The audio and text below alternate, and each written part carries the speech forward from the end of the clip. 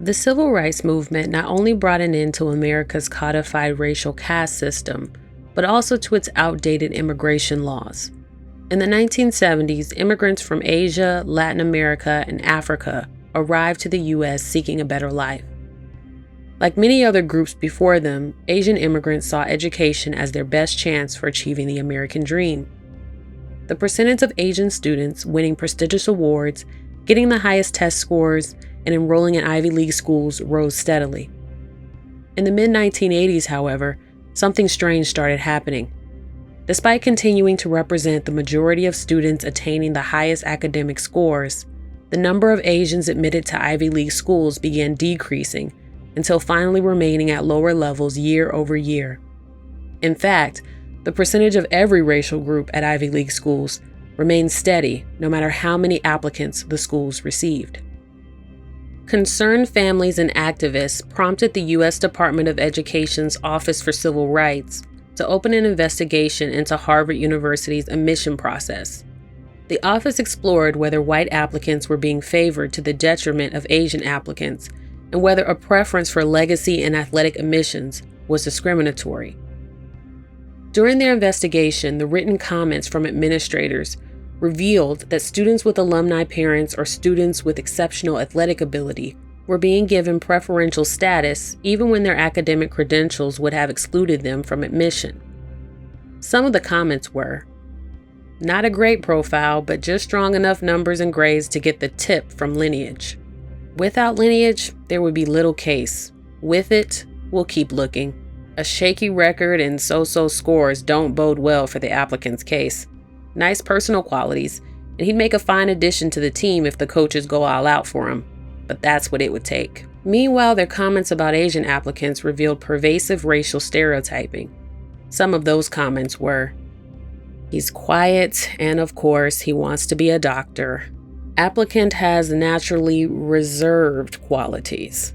In reference to an Asian applicant who grew up working in a grocery store his family owned, one admissions officer said, "Don't romanticize.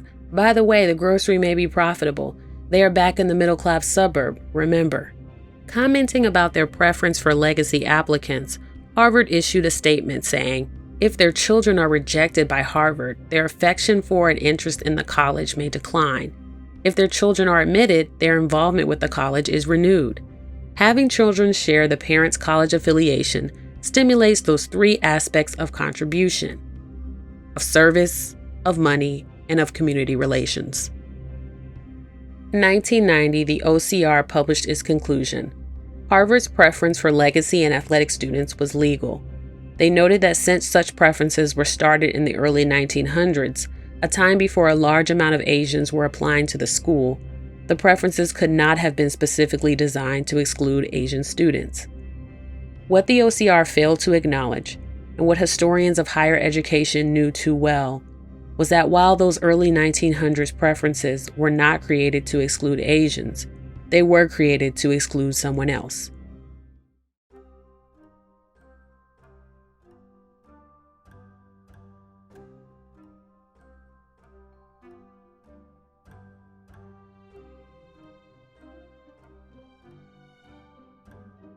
Before becoming a member of the House of Representatives, a special assistant to the Secretary of Interior, and a joint secretary of Woodrow Wilson's Industrial Conference, Lathrop Brown would be a roommate to Franklin Delano Roosevelt, a future president of the United States, at Harvard University. Both men had attended high school at the Groton School, a private boarding school in Groton, Massachusetts. In 2021, the Groton School was ranked one of the top 5 boarding schools in the country, with one of the largest endowments of $477 million. Many would assume that the pair excelled academically at Harvard, but their report cards tell a different story. Both report cards are filled with C's and D's. Hardly the performance you would expect at America's best school. At the time, however, these grades were expected and encouraged. The Gentleman's C, as it was called, was a way for wealthy, high-status students to demonstrate that they were not overly concerned with academics and that they were not a grind. A grind was a person who was boring, overly ambitious, and who lacked the proper elite manners. A poem by an alumni of Harvard's 1909 class explains, The able-bodied seaman, he sails swimmingly along. His philosophy is rosy as a skylark's matin song. The light of his ambition is respectably to pass, and to hold a firm position in the middle of his class. The ideal gentleman of this era was a wealthy white Protestant Anglo-Saxon male from a respectable family who lived a life of leisure. He was naturally intelligent, but chose to spend his time singing in the men's choir, participating on the university row team, or leading the debate club. To try too hard to get good grades or to be too ambitious was considered tacky and rude. For the children of the elite, attending university was not a time for late-night study sessions.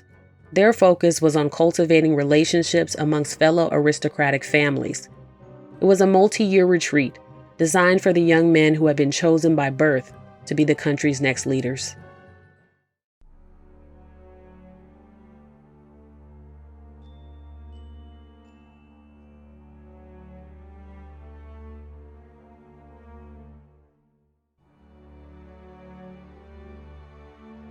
Before the 1920s, Harvard's admissions requirements were deceptively simple.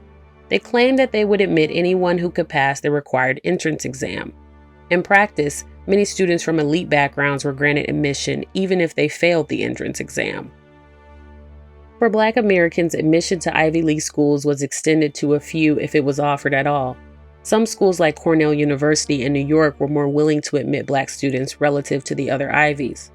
In 1906, 7 Black students known today as the 7 Jewels organized the first Black intercollegiate fraternity called Alpha Phi Alpha Fraternity Incorporated.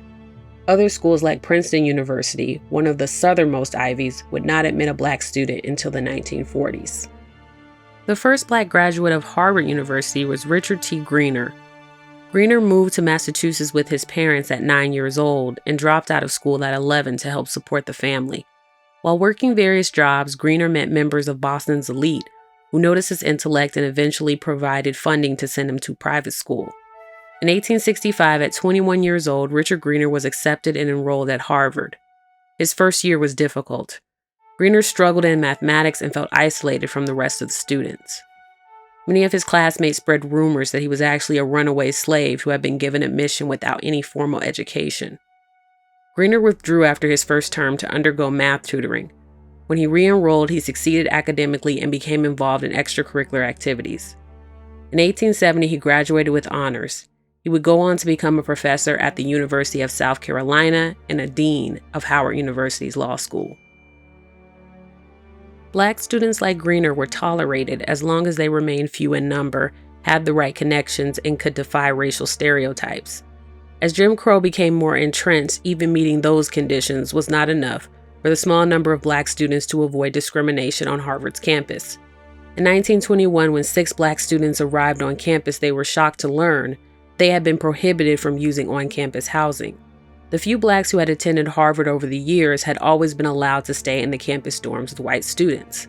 However, alumni from the South influenced University President Abbott Lawrence Lowell to end this practice.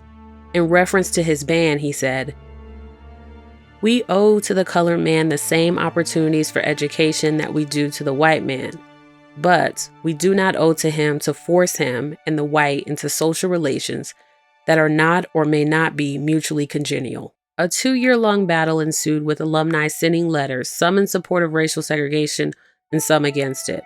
The school bragged often about its abolitionist graduates like Henry David Thoreau and Wendell Phillips. With this decision, the school's reputation was at stake. Finally, in 1923, after organized resistance by the students, alumni allies, and the NAACP, the Harvard's Board of Overseers overruled President Lowell's decision. Black students would be allowed to live on campus, but white students would still have the option to request a white roommate. The second iteration of the Ku Klux Klan, or KKK, and so-called Anglo-Saxon clubs spread across the United States and attracted millions of members in the 1920s. These groups curated a respectable veneer while continuing to harass, assault, and kill Black citizens. Black students faced the indifference of students and administrators to the threat that the KKK posed to their safety. In 1923, the Harvard Crimson, the university's newspaper, printed stories about the KKK for Halloween. At a Class Day ceremony in 1924, One student showed up dressed as a member of the Ku Klux Klan, with a white robe and pointed hood. These actions prompted no response or outcry from the student body or the school officials. Despite facing obstacles, Black students at Harvard and other Ivy League schools excelled academically, participated in clubs and activities, and won awards. Meanwhile, the majority of Black people struggled in agricultural or domestic jobs and were limited to substandard educational facilities. Immigration from the African diaspora would also remain limited until after the Civil Rights Movement. All of this meant that Black applicants and attendees to Ivy League schools were always very low. President Lau may have lost his fight for segregated dormitories, but he would not be deterred from tackling another issue which he felt would bring the school to ruin. He called it the Jew problem. A 1901 alumni wrote a letter to President Lau after attending a Harvard-Yale game. Naturally, after 25 years, one expects to find many changes, but to find that one's university has become so Hebrewized was a fearful shock. There were Jews to the right of me, Jews to the left of me. In fact, they were so obviously everywhere that instead of leaving the yard with pleasant memories of the past, I left with a feeling of utter disgust of the present and grave doubts about the future of my alma mater. The Jew is undoubtedly of high mental order, desires the best education he can get cheapest, and is more persistent than other races in his endeavors to get what he wants. It is self-evident, therefore, that by raising the standard of marks, he can't be eliminated from Harvard, whereas the same process of raising the standard, white boys are eliminated. And is this to go on? Why the psychology test, if not to bar those not wanted? Are the overseers so lacking in genius that they can't devise a way to bring Harvard back to the position it always held as a white man's college? President Lau agreed and had already begun devising schemes to reduce the number of Jewish students. Jewish immigration in the late 1800s had largely come from Central Europe and consisted of more educated and financially affluent families. Starting in the early 1900s, Jewish immigration from Eastern Europe began. These immigrants were mostly uneducated and poor. Many settled in New York, where they encouraged their children to excel academically as a means of socioeconomic advancement. Prestigious private high schools and colleges began to see the percentage of Jewish students increase year over year. In 1900, Harvard's student body was 7% Jewish. In 1909, 10% of its student body was Jewish. In 1911, the school implemented the New Plan, which strengthened academic standards and admitted applicants based on satisfactory transcripts and passing test scores on 4 standardized tests. By 1922, Jewish students were 21.5% of Harvard's student body. President Lau and its board began weakening the strong academic standards of the 1911 New Plan by inserting more discretion into the admissions process. They voted to make financial aid dependent primarily on the basis of high scholarship, but only to men of approved character and promise. This provision allowed administrators to arbitrarily limit the amount of financial aid given to poor students from private high schools. Eastern European Jewish students were able to attend private high schools by passing entrance exams, but depended on scholarships to pay tuition. Lowell and his allies hoped that the policy change would decrease the number of Jewish students on campus. Jewish students were stereotyped as extremely smart but overly aggressive, ambitious, and sneaky. The willingness of many poor Jewish students to accept financial aid was characterized as greedy and undignified. Anti-Semitism was common and accepted in the 1920s. Respected figures like Henry Ford, who became one of the richest men in the world due to his innovations in the automotive industry, bought a newspaper for the sole purpose of publicizing his anti-Semitic theories that Jews were responsible for World War I. President Lau's fears were rooted in his personal anti-Semitism, but also fear that elites would begin sending their children to other schools. Once those children left for other schools, he believed that Jewish students would feel Harvard was no longer a prestigious school and that they would leave as well. President Lowell suggested that the school impose an explicit 15% quota on the enrollment of Jewish students. The faculty resisted this idea, fearing backlash and the appearance of racial bias. As an alternative, they created a geographic diversity plan, which recruited students from the southern and western United States who were in the top 1/7 of their class. They hoped this would reduce the number of Jewish students, since these regions had lower Jewish populations than the Northeast. They also introduced a new series of questions applicants were required to answer: race and color, religious preference, maiden name of mother, birthplace of father, whether they or their father had ever changed names. Harvard asked high school principals and private school officials to fill out a form indicating an applicant's religion to the best of their knowledge. The limits on financial aid in the Geographic Diversity Plan failed to produce the intended result.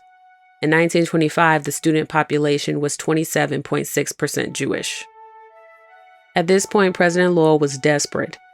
He said, "To prevent a dangerous increase in the proportion of Jews, I know at present only one way, which is at the same time straightforward and effective, and that is a selection by a personal estimate of character on the part of the admissions authorities.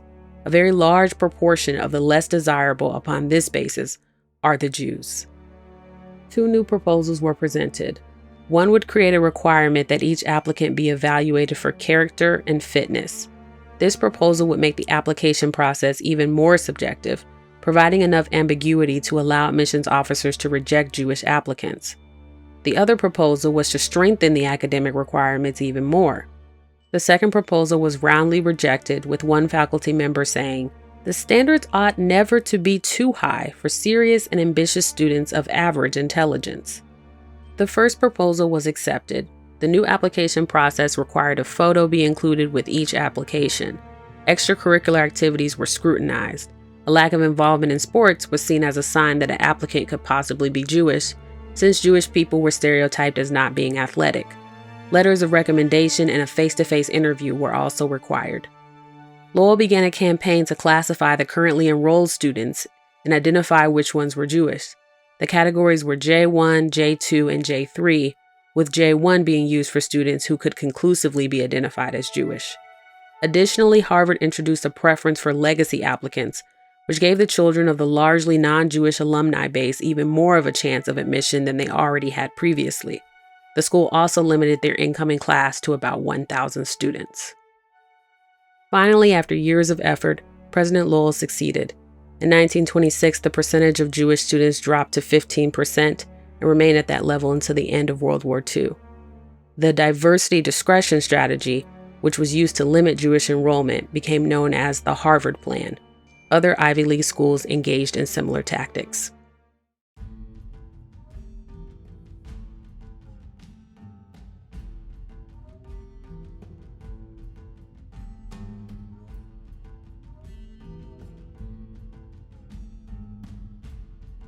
The end of World War II exposed one of the tragic impacts of the widespread racism, pseudoscience, and violence of the previous eras. The Holocaust, perpetuated by Nazi Germany and their allies, took the lives of millions of people, largely Jews.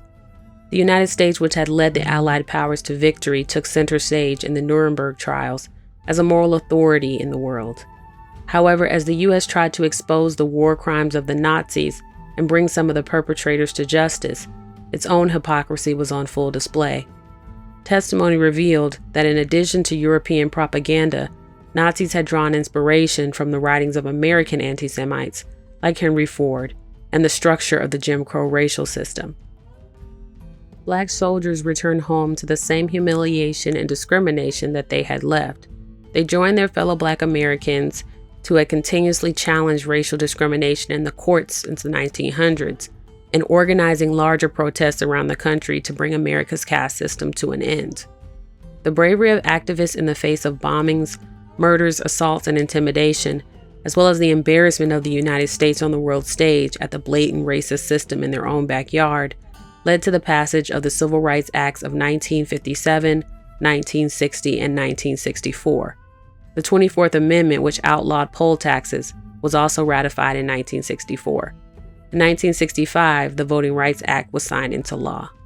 For Black Americans, these legislative actions represented the culmination of a multi-century struggle for equality under the law. For Asian Americans, the fight was not yet complete. The 1882 Chinese Exclusion Act prohibited Chinese immigration for 10 years and prevented Chinese people already in America from becoming naturalized citizens. In a 1907 decision called a Gentleman's Agreement, the United States and Japan agreed that the U.S. would stop issuing visas for new Japanese immigrants in exchange for allowing family members of naturalized Japanese Americans to immigrate to the United States. The 1917 Immigration Act effectively prohibited immigration from all Asian countries. In 1923, the Supreme Court ruled that Indians were not white and therefore could not become citizens. In February of 1942, President Roosevelt signed Executive Order 9066, which authorized the U.S. military to incarcerate 170,000 Japanese people, many of whom were citizens, at 10 so-called assembly centers. Anyone who was 1/16 Japanese was required to evacuate their residence and only allowed to bring what they could carry. In 1945, the Supreme Court ruled that the government could not detain a citizen who was, quote, concedingly loyal, end quote, and that the assembly centers were unconstitutional. Later in 1988, Congress would issue a formal apology and pass the Civil Liberties Act, which gave reparations of $20,000 to 80,000 surviving victims. In 1952, the McCarran-Walter Immigration and Naturalization Act reversed the prohibition on Asians becoming naturalized citizens. Finally, in 1965, the Immigration and Nationality Act was passed, which overruled previous discriminatory laws barring the immigration of Asian ethnic groups and allowed mostly skilled immigrants and their families to obtain work visas to the United States. In addition to the laws passed prohibiting discrimination in voting, housing, and education, Presidents John F. Kennedy and Lyndon B. Johnson used their presidential powers to prohibit discrimination in government contracts and publicly funded institutions. On March 6, 1961, President John F. Kennedy issued Executive Order 10925, which stated that government contractors must take affirmative action to ensure that applicants are employed and employees are treated during employment without regard to their race, creed, color, or national origin. On September 24, 1965, President Lyndon B. Johnson built upon Executive Order 10925 by issuing Executive Order 11246, which prohibited employment discrimination based on race, color, religion, and national origin by organizations that receive federal contracts and subcontracts. 2 years later, President Johnson amended his order by including sex to the list of attributes, which federally funded contractors could not use as a basis of discrimination. Since universities receive federal funding, some of them responded by creating quota systems, which reserved a certain number of places in their incoming classes for minorities. In a 1970 New York Times article entitled, "Colleges Are Skipping Over Competent Blacks to Admit Authentic Ghetto Types," Thomas Sowell, then an associate professor of economics at UCLA, argued that schools were intentionally selecting less qualified Black students. He claimed that admission officers believed that academically capable Black students were going to make it anyway, and that they had an obligation to admit less qualified students who needed the most help. He claimed that ideological beliefs about the nature of authentic Black culture were driving admission decisions instead of academic merit. In a 1976 New York Times article entitled "A Black Conservative Dissents," he summarizes his views. Affirmative action quotas are supposed to compensate minorities and women for past injustices, but before any benefit can compensate anybody anything, it must first be a benefit. There is very little hard evidence that affirmative action has that net effect, just as there is very little hard evidence that busing benefits Black school children. Black income as a percentage of white income reached its peak in 1970, the year before mandatory quotas were established, and has been below that level ever since. In short, Blacks achieved the economic advances of the 1960s once the worst forms of discrimination were outlawed, and the only additional effect of quotas was to undermine the legitimacy of Black achievements by making them look like gifts from the government. Sowell graduated from Harvard University with a degree in economics, completed a master's degree at Columbia University, and received a doctorate in philosophy at the University of Chicago under the guidance of George Stigler, a man who would later win the Nobel Prize in economics. Sowell's academic achievements, data-informed methodology, and racial background made him an inspiration to a new generation of Black conservatives. His viewpoints included Booker T. Washington's emphasis on self-help and opposition to most of the civil rights initiatives of the 1960s. white conservatives embraced Thomas Sowell's appeal to fears about inadvertent discrimination against more qualified minorities and white people. One of the earliest challenges to affirmative action in higher education came in the 1974 case DeFunis v. Odegaard, where a Jewish man named Marco DeFunis Jr. claimed he had been denied entry to the University of Washington Law School due to his race.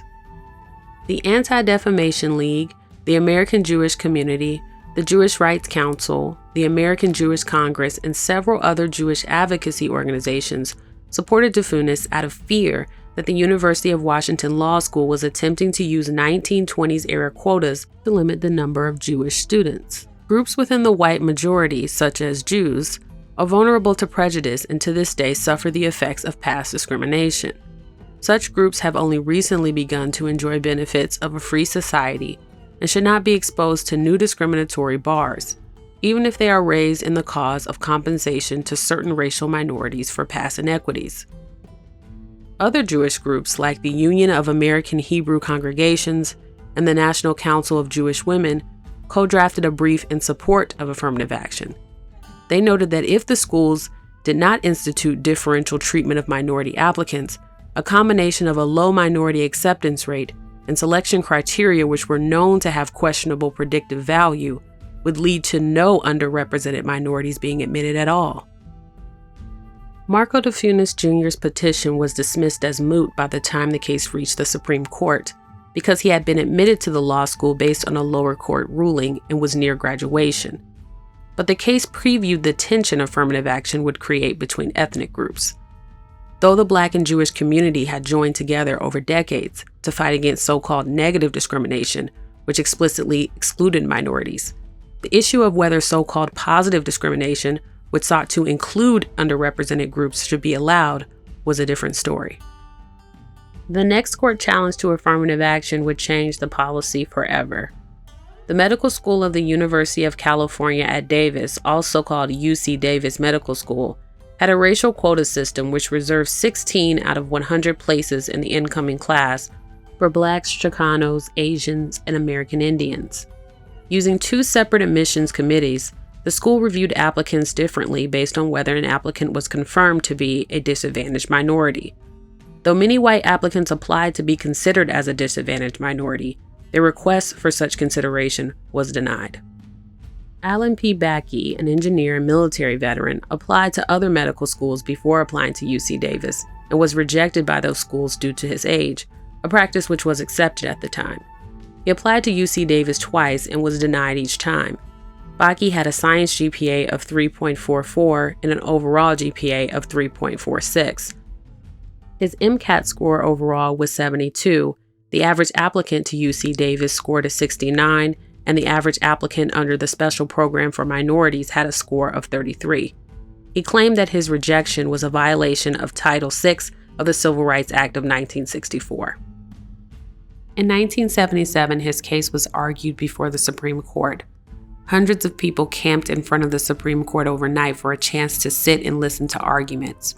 The justices debated at length over the case and drafted 6 opinions, none of which gained majority support. The court's liberal justices wanted to maintain affirmative action because they felt it was critical to leveling the playing field for a Black population that had so clearly been discriminated against.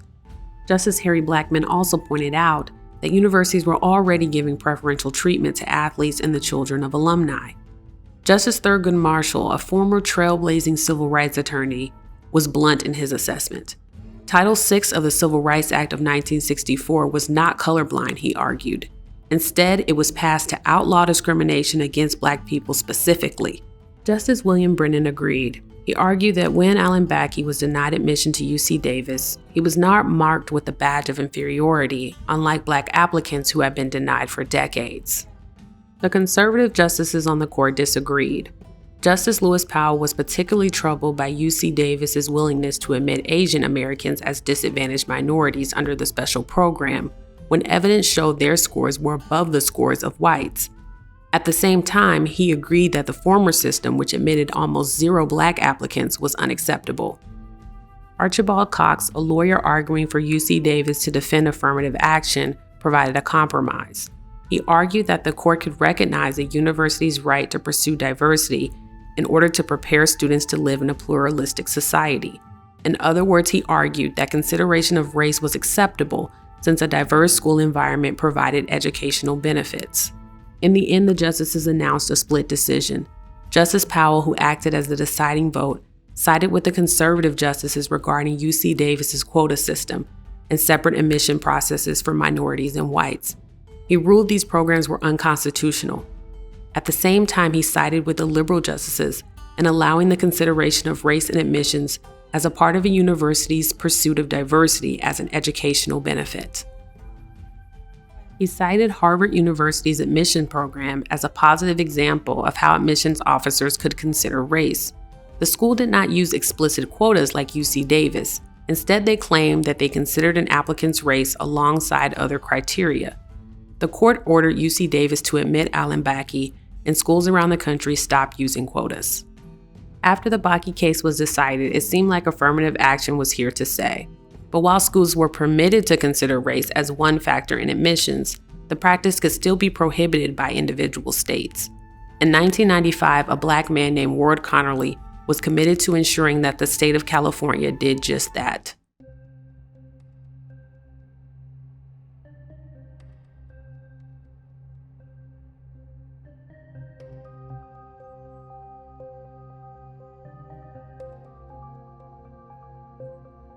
Ward Connerly was born in Louisiana in 1939. He never knew his father, and his mother passed away when he was a young boy. After her death, Ward lived with various relatives in different states before moving in with his maternal grandmother in California. Ward spoke of a rough childhood. From an early age, he took various odd jobs to bring income to his family who faced poverty. After graduating high school, he eventually gained a degree in political science at Sacramento State College. In 1959, while he was a student, he organized a protest against housing discrimination in the local community. His efforts were so successful that he was invited to testify at the state legislature, which helped pass a fair housing bill. After college, Ward took a job at the state housing department. Through his work, he met an upcoming state legislator and chairman of the state housing committee named Pete Wilson. The two became close friends, and in 1969, Wilson hired Connerly as the housing committee's chief consultant. As Wilson's political career progressed, so too did Connerly's. In 1990, Pete Wilson ran for governor of California and won. In 1993, he appointed Ward Connerly to the Board of Regents for the University of California. At the time, the board consisted of 25 members who made decisions for 170,000 students across 9 campuses. Connerly became known as an outspoken member of the board. He often advocated for students and opposed tuition increases. In 1994, a couple came to Connerly and claimed their son had been rejected by the University of California San Diego Medical School because he was white. They presented data which they claimed was proof that Asian and whites had high academic scores but were often turned down in favor of racial minority applicants with lower academic scores. Connerly, who had already begun to question affirmative action policies at the University of California campuses, agreed. In 1995, at a board meeting, Connerly proposed that the school use social and economic factors in admissions and exclude consideration of race. During the 13-hour meeting, board members and protesters led by Jesse Jackson argued about the plan. Protesters accused Connerly of acting as a Black frontman for Governor Pete Wilson, who was running for president at the time. Connerly denied these accusations, pointing to the times he had opposed the tuition increases which Wilson had supported. The board decided in a split vote to end consideration of race in university hiring and admissions within the next few years. The next year in 1996, Connerly joined California Civil Rights Initiative, or CCRI, which was seeking to pass a ballot initiative prohibiting consideration of race in admissions across the entire state. Civil rights groups, along with the Ford, Rockefeller, and Carnegie Foundations, banded together and contributed $1.5 million to defeat the ballot initiative. In the election of November 1996, Proposition 209, as it was known, passed with a vote of 54% in favor and 46% opposed. The American Civil Liberties Union filed a lawsuit to stop the law from going into effect, and the Clinton administration pledged their support. This legal challenge eventually failed. 2 additional legislative efforts to repeal the law, one in 2014 and another in 2020, were attempted, but these also failed. It seems that in a state which became known for its multicultural population and political liberalism, affirmative action was not welcome. Ward Connerly was criticized harshly for his involvement. Journalists published allegations that Ward's light-skinned grandmother was colorist and had raised Ward to avoid darker-skinned Black people. Some relatives reported that he had exaggerated the extent of his childhood poverty. Others pointed out that his wife was white. To his critics, Ward Connerly was a walking stereotype of a Black conservative. A Black state senator, Diane Watson, told the Los Angeles Times, "He's married to a white woman. He wants to be white. He wants a colorless society. He has no ethnic pride." Whatever his real motivations were, observers noticed the divisions this issue caused even amongst those who supported civil rights initiatives. Like the DeFunis and Bakke cases, tensions about race, ethnicity, and levels of disadvantage were difficult to resolve. David A. Hollinger, a history professor at the Berkeley campus and supporter of affirmative action, watched the debate with chagrin. For years, there had been a tacit agreement not to ask hard questions about affirmative action, Professor Hollinger said. Then when the time came to defend it, he said, partisans were ill-prepared.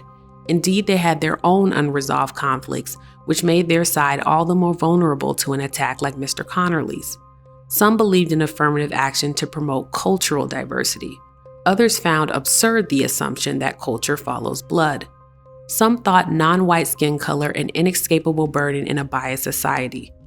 Others asked why the children of wealthy Blacks or newly arrived immigrants were favored over the children of poor whites. Some said the program ought to be limited to Black Americans burdened by the legacy of slavery.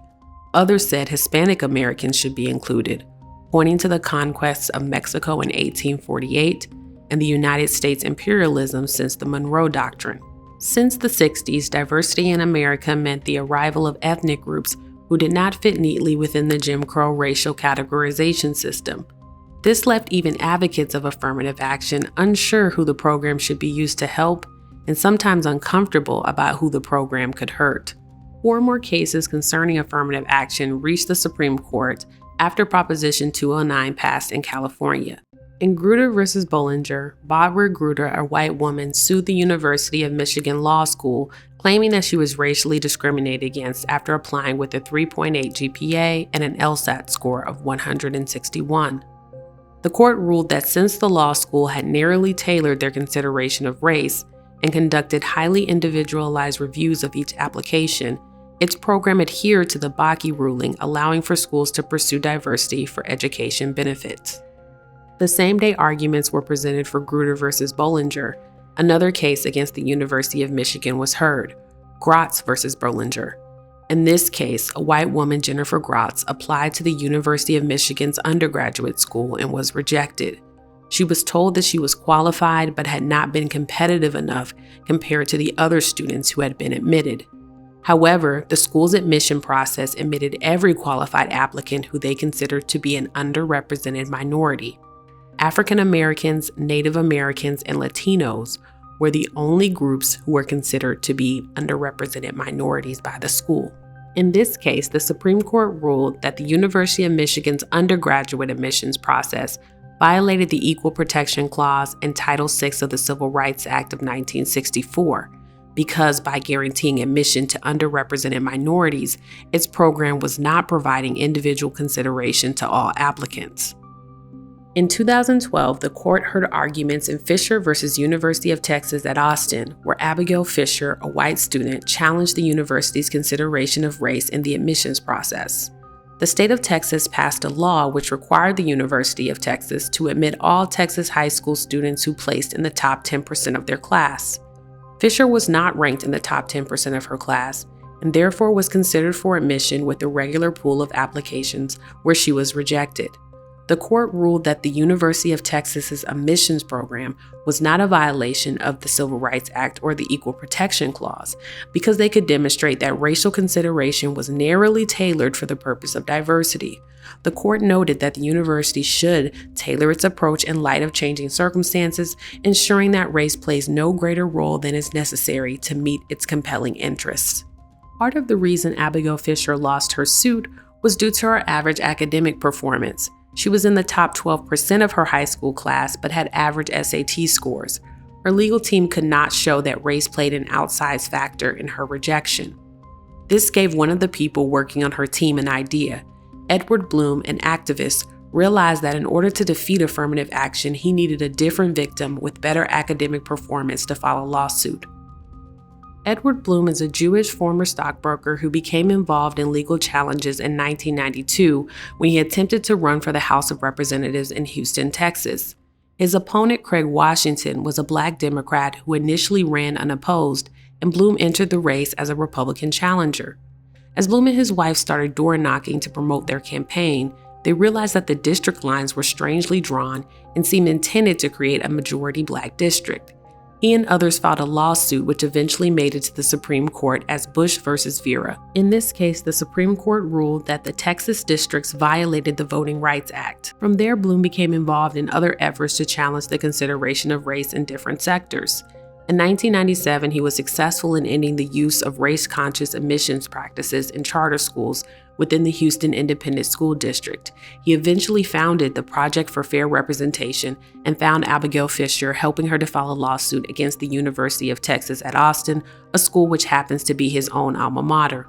He continued filing challenges to district maps around the country. In all of his efforts, he challenges maps drawn by Democratic legislatures, a move he admits was due to the support he received from right-leaning groups and also the tendency of Democrats to be more open about their intention to create majority-minority districts. He was able to bring the case Shelby County versus Holder to the Supreme Court, which led to the overturning of a provision of the Voting Rights Act. Despite his many victories at the Supreme Court, Edward Bloom is not a lawyer. Instead, he uses his talents of organizing to find attractive plaintiffs and skilled legal teams to file lawsuits challenging laws he disagrees with. Ironically, this was a strategy employed by civil rights groups like the NAACP to challenge Jim Crow laws.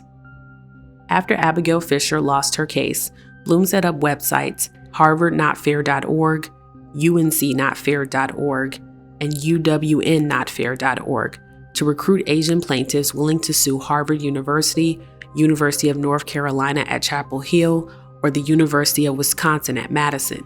He formed a new organization called Students for Fair Admissions, which filed suits on behalf of the Asian plaintiffs so that they could remain anonymous and avoid reprisals. So far, 3 cases have been filed by Students for Fair Admissions: Students for Fair Admissions versus Fellows of Harvard, Students for Fair Admissions versus University of North Carolina, and Students for Fair Admissions versus University of Texas at Austin. Here's what I did. I decided right after the Fisher case was decided in 2013 that the next step in this process that began with Alan Bakke applying to medical school back in 1978 would be to challenge outright, to ask the court to end the use of race, period, in the admissions process. What that means is that when David Cow's children apply to Duke or to Stanford or to Yale, on the application, there is no box that should be checked to determine whether you're Asian, whether you're Japanese, whether you're Pakistani, whether you're Indian, whether you're white, black, Hispanic. All those boxes will go away. And rather than have names like Sam Cow or Ed Chen or Milton Rabinowitz or Sammy Garcia, all the names are redacted so that people reviewing those applications won't say, aha, here's an Asian, we have too many of those already. The cases against Harvard University and the University of North Carolina were argued in front of the Supreme Court in October of 2022 and are awaiting the justice's decision. Since the 1990 Office of Civil Rights decision in favor of Harvard, Asian American advocacy groups grew more aware of how affirmative action affected Asian admissions.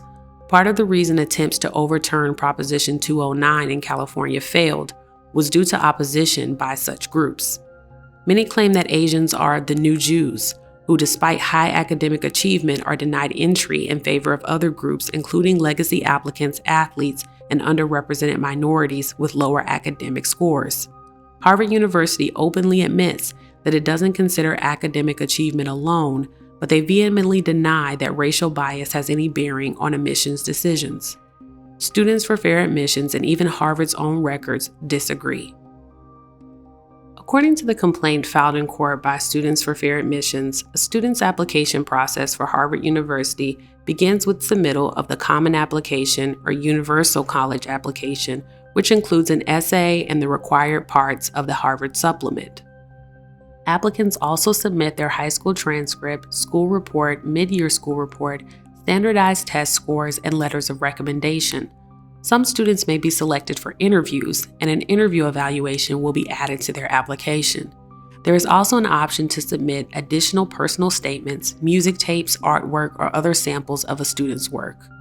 When all of these materials are received by the Harvard Admissions Committee, they are stamped, dated, and sorted in a folder. Also included in the folder is a scorecard called a reading sheet. Admissions officers will evaluate an application according to 4 areas: academics, extracurriculars, personal qualities, and athletics. For each of these areas, a score is given from 1 to 6, with 1 being the best score. Small groups of admissions officers will typically handle all applications from one of 25 geographical regions or dockets. 3 admissions officers fill out scorecards for each application, and these 3 scorecards are compiled into one final scorecard. Students can be admitted through one of 4 lists: early admissions, regular admissions, wait list, or the Z list. If a student is accepted under early admission, they must accept Harvard University's offer of admission. By the final stage, somewhere between 5,000 and 7,000 applications remain. To select the final incoming class, a full committee meeting is held in which all admissions officers debate and vote. If more students are selected than the class size will allow, then new rounds of voting must occur to eliminate more applicants. Students who make the wait list will have their applications reviewed again in May when their final grades are posted. Students who make the Z list are admitted but required to take a mandatory year off before enrolling. The Z list is typically used for legacies, children of influential families, or children from prestigious high schools who would otherwise be denied admission based on the evaluation of the 4 areas mentioned previously.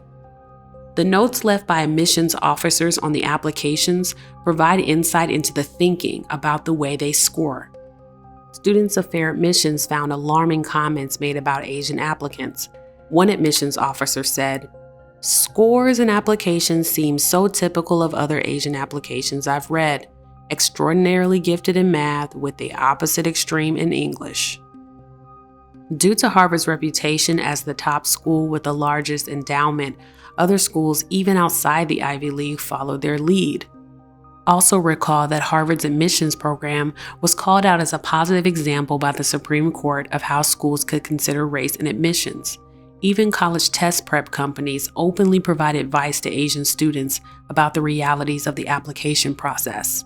According to Princeton Review, Asian Americans comprise an increasing proportion of college students nationwide. Many Asian Americans have been extraordinarily successful academically, to the point where some colleges now worry there are too many Asian Americans on their campuses. Being an Asian American can now actually be a distinct disadvantage in the admissions process at some of the most selective schools in the country. Increasingly, the standard for affirmative action isn't minority status, but underrepresented minority status.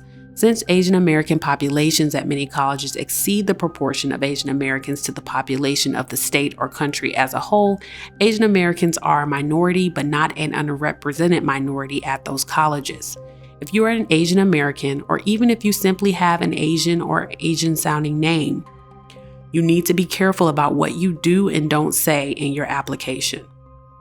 A chart of the percentage of enrollment of Asian undergraduate students at Ivy League schools shows the percentages hovering between 15 to 20% year over year. Meanwhile, at schools like California Institute of Technology, or Caltech, that has become known for focusing strictly on academic standards and admissions, almost 40% of undergraduates are Asian. Students for Fair Admissions suggest that there are other race-neutral ways that universities can achieve campus diversity. They say that increasing recruitment of high-achieving community college students may help, since this demographic is more likely to be Latino and African American. They point out that Harvard accepts fewer than 3 transfer students from community colleges each year. They also call out legacy admissions, which they claim amount to about 30% of all admissions. In their complaint, they cite research that legacy admissions do not increase donations to the school. Schools like the University of Michigan say that these and other suggestions cannot achieve the same levels of diversity that consideration of race can during the application process. The school wrote a brief in support of Harvard University and continuing the use of affirmative action. In November of 2006, Michigan voters passed Proposition 2, which prohibits all state colleges and universities from discriminating against or granting preferential treatment to any individual or group on the basis of race, sex, color, ethnicity, or national origin in the operation of public education.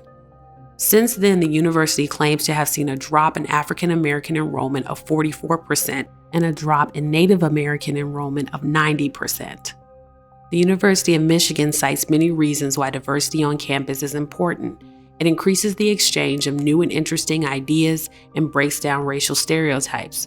Also, as a public school and more affordable educational option, diversity on campus is critical to shaping the next generation of citizens. They go on to say that many students live in racially homogeneous communities prior to college and attend similarly homogeneous high schools, with only rare opportunities for students to engage across racial or ethnic lines. Neighborhoods and schools are returning to levels of racial segregation not seen since the 1960s. And white students in particular tend to have minimal interaction with people of other racial backgrounds before college. For many Americans, then, college represents the first opportunity for meaningful interaction with people of other races.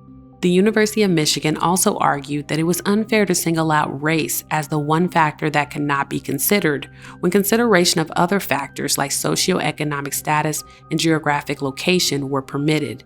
They argue that admissions should involve a holistic review of not just an applicant's class rank and grades, but also their character and personality. The school also tried several race-neutral strategies to recruit a diverse pool of students. They maintain an office in Detroit where they could regularly engage with high school students in the local area. They gave consideration to students from poor socioeconomic backgrounds and first-generation college students. They started the Michigan Counseling Advising Corps, which trained recent graduates as counselors and placed them in underserved high schools to encourage students to pursue college. They started a high school visitation program called Wolverine Express, which informs students about academic fields and university resources. They use gaining early awareness and readiness for undergraduate programs, or Gear Up grants, for funds to provide services to low-income high school students in order to raise their educational outcomes. In 2017, the university launched the HAIL, or High Achieving Involved Leader Scholarship, that provides 4 years of full tuition and required fees to high-achieving low-income students. This scholarship was offered in addition to several other financial aid programs made available to low-income students. They committed to a 5-year diversity, equity, and inclusion plan, which included establishing an Office of DEI and hiring a Chief Diversity Officer. They also reduced the number of students admitted under early admissions programs, since they noted that minority applicants who were low income were more likely to apply later. All of these efforts did not significantly increase enrollment of underrepresented minorities. Even though Michigan's Black American student population increased from 16 to 19% from 2006 to 2021, Black undergraduate enrollment at U of M decreased from 7.03% in 2006 to 3.92% in 2021, a reduction of 44%. Native American enrollment was around 1% in 2006 and decreased to 0.11% in 2021, a nearly 90% reduction. The University of Michigan concludes by saying, "There are almost 6 times as many white students as Black students who both come from low socioeconomic status families and have test scores that are above the threshold for gaining admission to an academically selective college or university. Pursuing socioeconomic diversity alone is thus not a realistic strategy for enrolling an academically talented class that is diverse in many ways, including with respect to race. Thus, efforts to increase the representation of lower income students while worthwhile in their own right for adding distinctly and uniquely to student experiences with diversity and the behavioral dimension of the campus, simply are not effective in dissipating racial preconceptions and stereotypes or in providing other benefits resulting from racial diversity.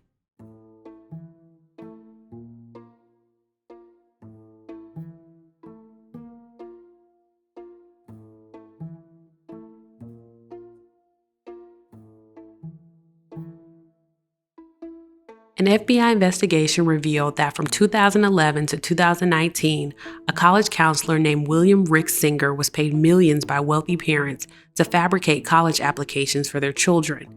Operation Varsity Blues exposed one of the worst-kept secrets in higher education. Rick Singer called it the front door, the back door, and the side door. The front door represented a student applying for a college through the normal process, albeit with all the college prep, top high school education, and other preferences that their family background might confer upon them. The back door was the long-held practice of multi-million-dollar donations to schools in exchange for admission. This strategy was legal but wasn't guaranteed, lest it become too obvious that a spot in a school was purchased. So Singer offered families the side door. Celebrities like Lori Loughlin, former star of Full House, and Felicity Huffman, former star of Desperate Housewives, as well as numerous other wealthy parents, would pay Singer from $250,000 to $450,000 to get their child into a school. Singer used portions of this money to bribe university athletic coaches. He selected people who coached lesser-known sports like fencing, row team, and water polo, and paid them to present his client's students as talented athletes to admissions offices, even when those students had no athletic background. In some cases, Singer staged photo shoots of the students on sports equipment. Other times, he and his associates used Photoshop to place students in athletic-related photos. Singer also bribed employees of College Board, the company which administers the SAT and ACT, to fix a student's test answers after they left the testing center, or to simply take the entire test in the place of the student. He paid psychologists to falsify documents stating that students had learning disabilities, which would qualify them to get more testing time under the College Board's disability accommodations. Singer perpetuated the scheme to get kids into Georgetown University, Yale University, Stanford University, and other prestigious schools. While the public understood the appeal of these schools, they could not understand why Singer's clients couldn't just go through the back door and make a huge donation to get their kids admitted. Additionally, there were other schools Singer targeted, like the University of Texas at Austin, a famous defendant in multiple affirmative action cases, and the University of South Carolina. The public wondered why someone would risk going to prison just to get their children admitted to these relatively accessible schools. Journalists pointed out that Singer's clients were wealthy, but not ultra-wealthy. The large multi-million-dollar donations were not in their budget and not a guarantee their child would be admitted. Meanwhile, at state schools, the sheer number of applicants and limited class sizes mean these schools have become almost as difficult to gain admission into as Ivy League schools. As everyone in society scrambles to get their children placed at the best schools so they get the best job, make the best connections, and perhaps marry the best spouse, Singer's clients couldn't leave anything to chance. They decided to buy the preferential treatment typically given to legacies, athletes, academic prodigies, and underrepresented minorities at a discount. The scandal brought many of the problems of the higher education system to the forefront. In the current Congress, 94% of House representatives and 99% of senators have at least a bachelor's degree. In comparison, 38% of American adults 25 years or older have at least a bachelor's degree. 9% of people in the House of Representatives and 15% of senators hold at least one degree from Harvard. In 2011, less than 0.5% of undergraduate students attended any Ivy League school. College, then, whether at an Ivy League institution or not, is a matter of class and status. Conservatives have been challenging civil rights laws since they were put into place in the 1960s. Arguments appealing to scientific racism and fears of so-called race mixing fell out of favor. Libertarian economists like Milton Friedman and Thomas Sowell articulated a new framework for challenging government intervention. In their view, the problem with Jim Crow was it forced businesses to discriminate.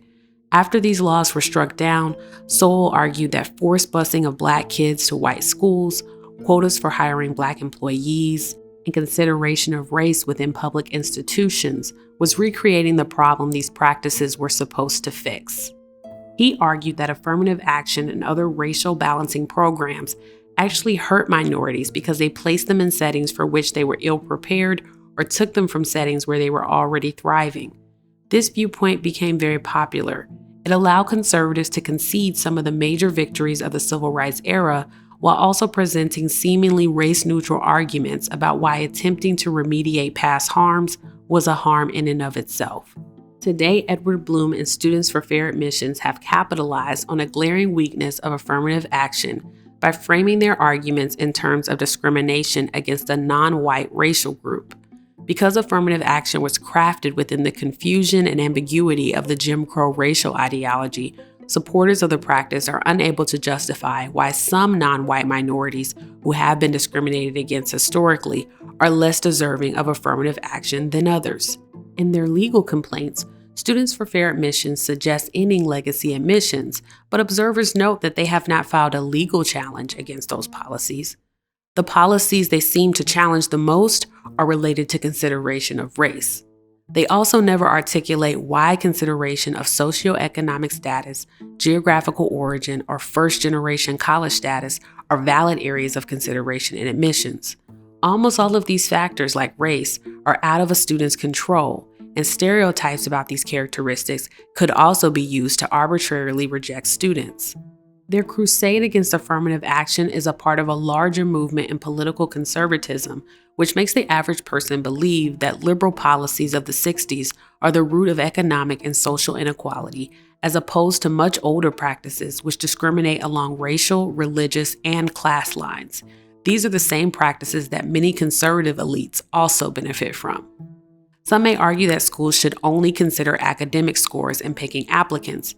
However, schools need a way to break ties amongst students that all have performed similarly well in classes, on tests, and in academic competitions. Universities are largely responsible for exacerbating this problem by artificially limiting the number of students they enroll in order to make their schools seem more exclusive and prestigious. Still, even changing this will not completely resolve the problem of choosing between similar applicants. Additionally, we can look around the world and observe some of the downsides of a winner-take-all, academically competitive environment.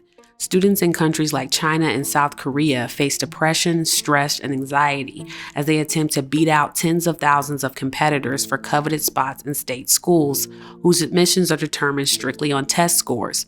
Small point differences between test scores can mean rejection from school, devastation, and in too many cases, suicide. At universities, which tend to be ideologically liberal, admissions officers use terms like underrepresented minority, diversity, and equity as a means of discussing low wealth and low academic performance of certain ethnic groups.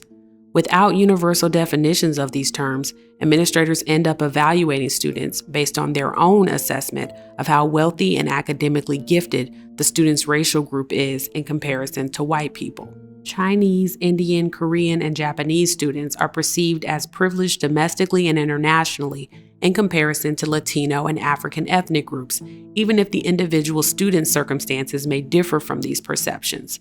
This perception may also be erroneously applied to members of other Asian ethnic groups like Burmese people that have comparably lower levels of wealth and academic achievement.